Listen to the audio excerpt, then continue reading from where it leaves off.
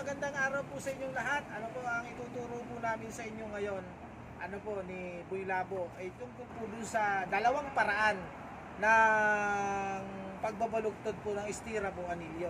Isang paraan ito po. Kunyari po, isang metro ito. Mula po dito, punta rito, susukat kayo ng 50 cm, kalahati po ng bakal. Ito gagawin po natin. Ayan po kasi yan, 50 cm hanggang dyan. Ganito po yung isa mga boss. Ano po? Hinahati muna nila, depende na ng ganyan, naka-eskwala. Ano po, tingnan po natin kung ano yung madali na pagbabalugtod ng stirrup. Ano po? Dadandahanin natin para makita po ninyo. Ayan. Tingnan po natin, ano po?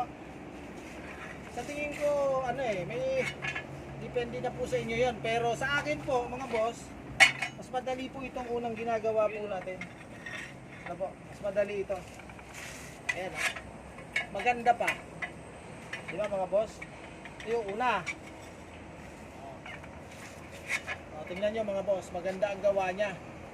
Maganda yung pagkakaano ng stirrup. Ito naman po yung isa. Ito naman po ang isa. Di ba sinabi ko sa inyo, dapat 5 cm yung usli niyan. Dapat kabila ang ganun niya. Kaya kung 30 by 15 ang anilyo po ninyo, dapat ang taba putol nyo ng bakal 1 metro. Yan, 5 cm kabilaan. Isa naman ganito. Ito po mga boss na video po namin, para po ito doon sa mga may-ari ng bahay na wala namang budget, na gusto nila, sila na lang ang gumawa ng anilyo para makatipid sila sa labor. Hindi po ito para doon sa magagaling na mga steelman o carpentero, mason.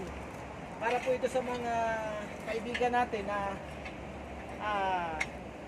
tawag yan, hindi pa wala pong budget sa bahay, gusto nila sila lang gumawa-gawa. Ano po? Ito po yung isa. Pangalawang sa paraan naman paano, yan. Pinabalugtod natin. Tingin ko siguro depende na 'yon kung saan po kayo sanay mga boss, ano po. Pero para sa akin, ayan, para ayos din naman. Ano po?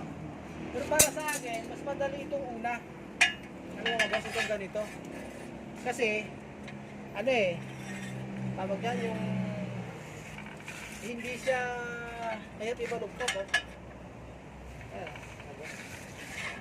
Kaya dahan-dahan ko lang po kasi siyempre binibidyo ko natin para makita po ninyo. Diba?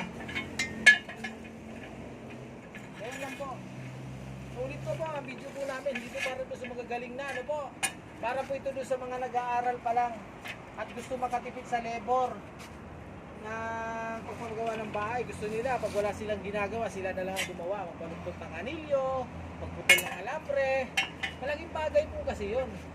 Ano po mga boss. Pero syempre, kapag ang bahay po ninyo, kapag ang bahay nyo, may kaya naman ang budget, may foreman kayo, may karpintero, may steelman, may engineer pa kayo, diskarte po nila yun mga boss, kung paano po nila gagawin. Ano po? Kaya para po sa inyo lahat mga boss, sana may natutunan po kayo dito sa ginagawa po natin na pag-vlog. Ano po? Ito po ay para doon sa mga hindi pa marurunong na gusto makatipid sa paggagawa po ng bahay.